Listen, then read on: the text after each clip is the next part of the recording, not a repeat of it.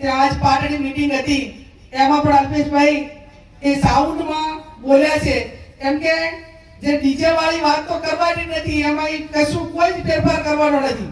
કોણ મુદ્દાઓ જે ત્યાં પાકા જ છે, એમાં લગીને કઈ પણ આગુ પાછું કરવાનું નથી. ને આપણે જે આ બાજુ મંત્રીએ કીધું એમ આ બાજુથી ક્યાંય ભંગ પણ થયો નથી.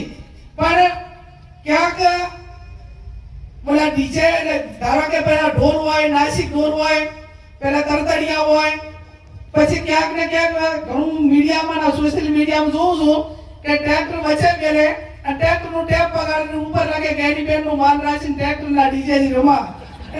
એટલે આપણે બંધ કરાવવાના પહેલા રસ્તા તો કંઈક નાના નાના નીકળી રહ્યા છે, પણ જાહેરમાં વોઇસ ને બીજા માટે હેરાનગતિ અને વધારે પડતા વોઇસના કારણે કે એની બધીઓ એનામાં જે આપણને દહેશત હતી એ ક્યાંક ને ક્યાંક ન થાય એના માટે કે આ બાબતમાં બધા જ આગેવાનો કરે છે એ રીતે કડકાઈ રાખવાની છે.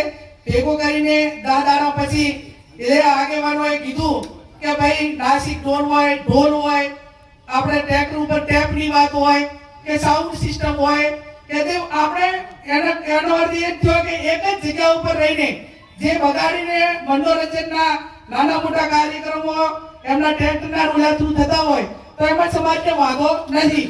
પણ તમે આ રીતે કઈ કરશો તો એમાં આ બાજુ તો બધા જ મારે સોશિયલ મીડિયાના યુવાનોને અભિનંદન આપવા પડે કે એક વ્યક્તિ ક્યાંક કરે તો એના ઉપર તૂટી પડે છે. એટલે કાંટાઓ તો મોબાઈલ બંધ કરી નાખે છે.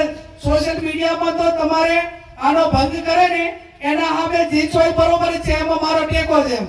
પછી એની સામે કોઈ ટીકા કરનારું કે એને કંટ્રોલ કરનારું ન હોય તો બીજો આ બાબતમાં પ્રયત્ન કરે.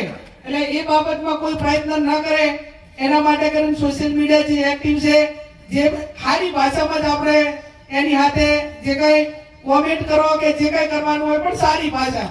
હું તો અભિનંદન આપું છું આ સમાજને કે તમે બંધારણ કર્યું એના પછી 6 કે 7 સમાજે બંધારણ કર્યું અને 6-7 સમાજોએ આ ડીજેનો મુદ્દો તો પહેલા નંબરમાં લીધો છે. એટલે આજે એક ઠાકોર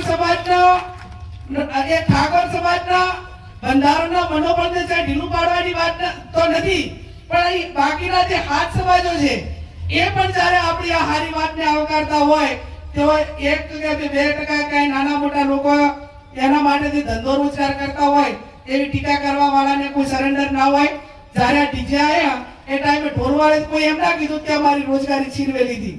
તો કાંઈ ઢોલવાળા કહે છે, વાહણાવાળા કહે છે, કોઈની બજાર વાળા કહે છે, કરિયાણા વાળા કહે છે, કાપડ વાળા કહે છે.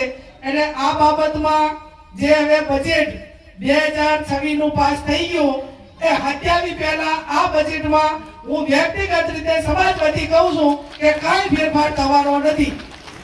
અહીંયા બધા પ્રસંગો ખૂબ સારી રીતે કરો છો. હમણાં